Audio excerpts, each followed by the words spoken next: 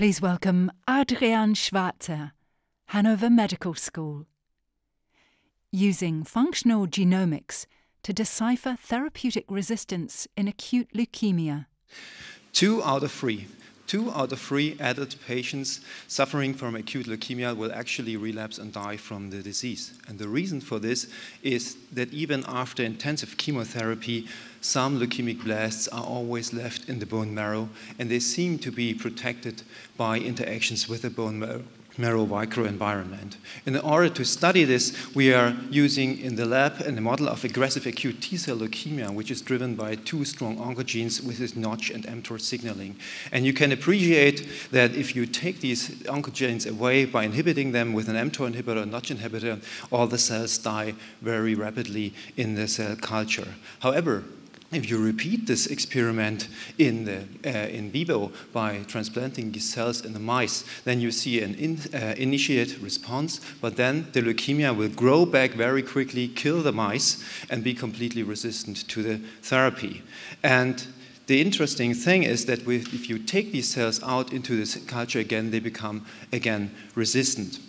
And through a number of experiments, we found out that actually, when we bring these leukemic blasts into direct cell-cell contact with bone marrow stroma cells, they also can become resistant fully in vitro. So we can recapitulate this in vivo effect using bone marrow stroma cells.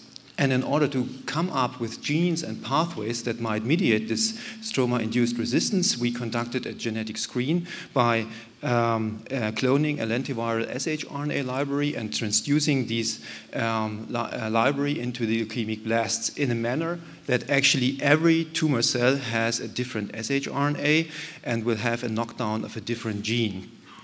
And when we now treat these transduced TALL blasts grown on the fetal cell layer and the gene that is important for the stroma-mediated resistance, all cells harboring shRNA against this gene will be depleted from the pool, which we can actually measure by next-generation sequencing.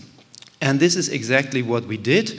And what we found of all the thousands of genes that we probed in that assay, we found that most of these genes that scored in the screen actually belonged to one conserved multi-protein complex, which is called the IPP complex, and that's normally used by the cell to transduce signals from the outside to the inside of the cell.